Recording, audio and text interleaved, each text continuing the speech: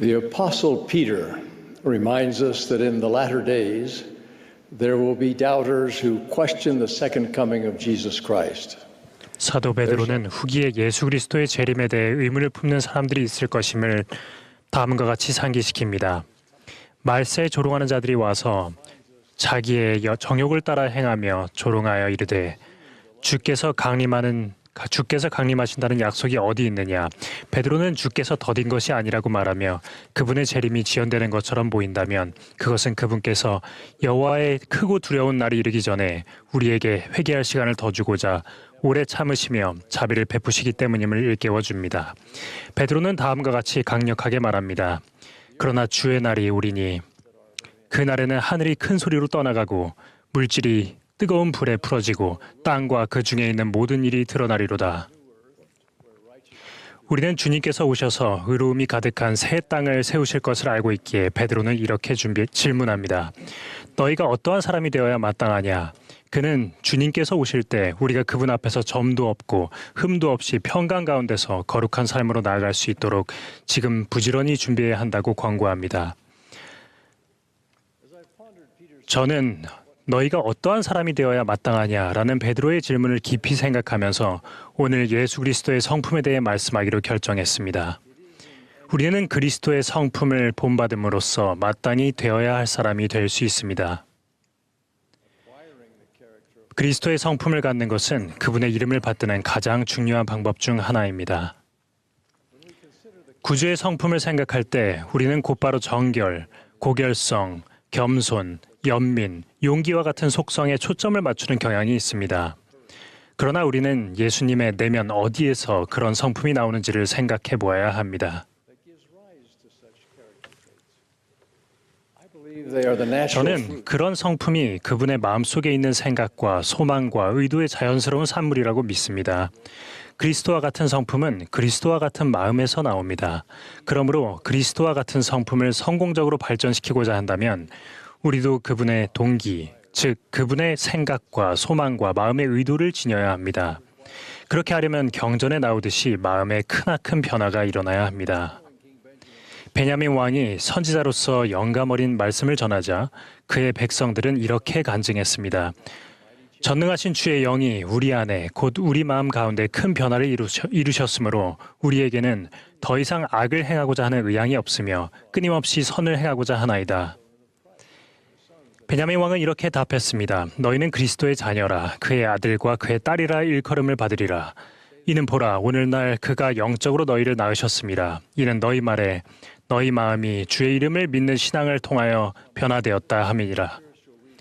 베냐민 왕의 백성들과 몇몇 다른 백성들의 경우 마음이 변화되는 이 영적 거듭남은 거의 즉각적으로 일어났습니다. 우리 대부분의 경우 마음의 크나큰 변화는 시간이 지남에 따라 점진적으로 일어납니다. 하지만 어느 경우든 결과는 동일하며 똑같이 효과적입니다. 그리고 두 경우 모두 그리스도를 믿는 신앙, 회개, 침례 때 맺은 순종에 관한 성약, 그리고 성령을 통해 오는 예수 그리스도의 은혜가 필요합니다. 물론 그렇게 되기 위해 우리는 지속적으로 꾸준히 노력해야 합니다. 하지만 단순히 노력만 하면 되는 것은 아니라는 점을 기억하십시오. 예수 그리스도의 복음의 좋은 소식은 우리 각자가 도움을 받기 위해 예수 그리스도의 은혜를 간구할 수 있다는 것입니다. 우리가 침례와 확인을 받을 때 그분은 우리가 당신의 은혜를 전달하는 사자인 성신을 동반하게 될 것이라고 약속하셨습니다. 성신을 통해 우리는 삶에서 그분의 영향력과 영적인 은사, 즉 경건의 능력을 받습니다. 변화를 일으키는 이 경건의 능력을 통해 마음에 큰 변화가 일어나고 그에 따라 성품도 변화됩니다. 우리가 마음속에 지니고자 하는 그리스도의 마음속 소망은 무엇이겠습니까? 세 가지를 말씀드리겠습니다. 그리스도의 성품을 형성하는 동기 중 으뜸이 되는 것은 자애, 즉 그리스도의 순수한 사랑입니다. 창조가 있기 전에 그분이 우리의 구속주가 되기로 자원하신 것은 순수한 사랑에서 비롯된 것이었습니다. 그분의 속죄는 과거에도 그리고 지금도 최고의 사랑의 행위입니다. 예수께서는 이렇게 말씀하셨습니다. 사람이 친구를 위하여 자기 목숨을 버리면 이보다 더 큰 사랑이 없나니. 그리스도의 사랑은 동정심, 인내, 성신에 감동되었을 때 기꺼이 바로잡으려는 마음, 그리고 기꺼이 용서하려는 마음과 같은 성품을 낳습니다. 데이비드 A. 베드나 장로님은 몇 년 전에 같은 스테이크의 한 자매님에게 전화를 받았던 일을 회상하셨습니다. 2명의 청녀가 끔찍한 교통사고를 당해 입원해 있으니 그들을 방문해달라는 전화였습니다. 그 이야기를 하던 바로 그 순간에 자매님은 다른 전화기에 걸려온 전화를 받았습니다. 병원에서 걸려온 전화였는데 같은 사고로 부상을 입은 자신의 딸이 사망했다는 끔찍한 소식이었습니다. 그 자매님은 차분하고 침착한 목소리로 이렇게 말했습니다. 베드나 회장님, 그 두 어머니들에게 연락해 봐야겠습니다. 그분들의 딸들이 지금 어떤 상태인지 최대한 알려드려서 그분들이 곧바로 병원에 오시도록 해야 합니다. 베드나 장로님은 이렇게 회상하셨습니다. 그 자매님은 자기 연민에 빠지지도 자신의 문제만 생각하지도 않았습니다. 이 헌신적인 자매님이 지닌 그리스도와 같은 성품은 고통받는 다른 어머니들의 필요사항에 즉각적이고도 거의 본능적으로 마음을 집중하는 순간에 드러났습니다. 베드나 장로님은 이렇게 말씀하셨습니다. 성품은 자신이 고통을 겪고 있을 때 타인의 고통을 인식하는 능력에서 드러납니다. 또한 자신이 굶주릴 때 다른 사람의 굶주림을 알아차리는 능력에서 드러나며 자신이 영적 고난을 겪는 가운데서도 영적 고통을 겪는 다른 사람에게 손을 내밀며 동정심을 보이는 능력에서도 드러납니다. 저는 십자가 위에서 죽음을 앞두고 고통을 겪으시던 예수께서 어머니 마리아를 기억하며 사랑하는 사도 요한에게 어머니를 맡기신 모습이 떠오릅니다. 구주의 성품에 내재된 두 번째 동기는 다른 사람들의 행복과 발전을 도우시려는 그분의 열정입니다. 결국 그분의 궁극적인 목적은 하늘아버지와 조화를 이루는 가운데 하나님의 자녀들에게 불멸과 영생을 가져다 주는 것입니다. 그분은 사도들에게 이렇게 가르치셨습니다. 너희 중에 누구든지 크고자 하는 자는 너희를 섬기는 자가 되어야 하리라. 인자가 온 것은 섬김을 받으려 함이 아니라 도리어 섬기려 하고 자기 목숨을 많은 사람의 대속물로 주려 함이니라. 다른 사람들의 복리와 성공을 위해 헌신할 때 형성되는 성품에는 겸손, 온유함, 이타심, 용기 등이 있습니다. 델린 H. 옥스 회장님은 최근 브리검영 대학교에서 전한 말씀에서 이렇게 권고하셨습니다. 다른 사람의 필요사항에 주의를 기울이면 저절로 겸손해집니다. 예수께서는 나는 마음이 온유하고 겸손하니 내게 배우라 라고 가르치셨습니다. 온유한 자는 어떤 상황에서든 자신이 지닌 상당한 능력과 은사를 가장 좋은 방법으로 사용하거나 또는 억제하는 자제력의 본보기입니다. 이타심에 관해서는 수만 명의 우리 선교사들보다 더 훌륭한 본보기가 있겠습니까? 그들은 자신의 인생 중 수개월 또는 수년을 오직 타인을 위해 봉사하며 그리스도의 이름으로 그분의 비길 데 없는 은사인 회개와 용서를 전하는 데 바치고 있습니다.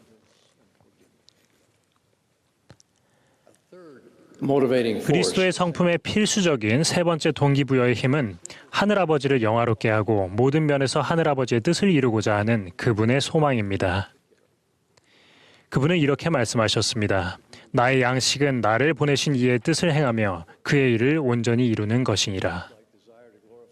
그리스도와 같이 하나님께 영광을 돌리고 그분의 뜻을 행하고자 하는 소망이 있으면 신이 고결, 덕과 같은 성품을 갖게 됩니다. 고결성의 전형이신 예수께서는 모든 일에 우리와 똑같이 시험을 받으신 이로되 죄는 없으셨습니다.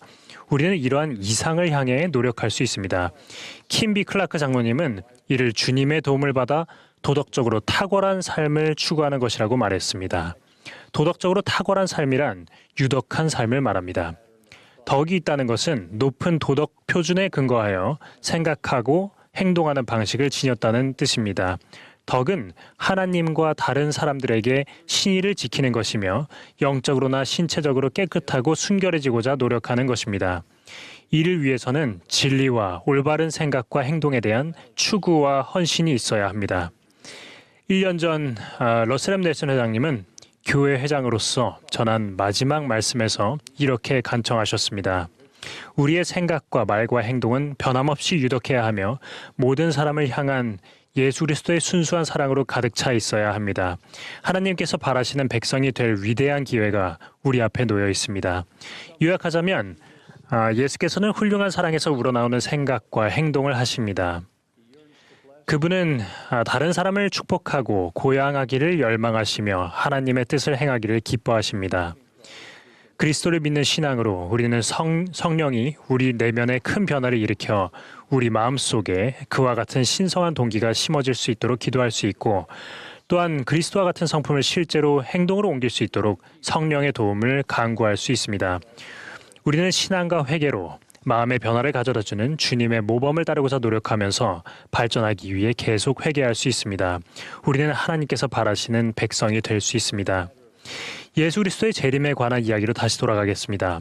그리스도의 성품을 받아들인다는 것은 개인적인 준비의 차원에서 중요할 뿐만 아니라 주님의 재림과 그분의 영광스러운 복천년 통치를 위해 세상을 준비시키는 일에서도 중요한 요소입니다. 우리는 세상 속에서 그리스도와 같은 개개인의 영향력을 과소평가하는 경향이 있지만 한 번에 한 사람씩 돕는 것은 언제나 예수께서 사회를 변화시키고 당신의 왕국을 세우기 위해 사용하시는 방식이었습니다. 좋은 쪽이든 나쁜 쪽이든 사회를 형성하고 변화시키는 것은 오랜 시간에 걸쳐 개개인이 내린 선택들의 집합체입니다. 우리 중 누구도 혼자서는 세상을 바꿀 수 없지만 우리 각자가 세상에 영향을 미칠 수는 있습니다. 이 기쁜 부활절 일요일에 저는 부활하신 예수 그리스도께서 살아계심을 간증드립니다. 그분은 이 교회의 머리이십니다.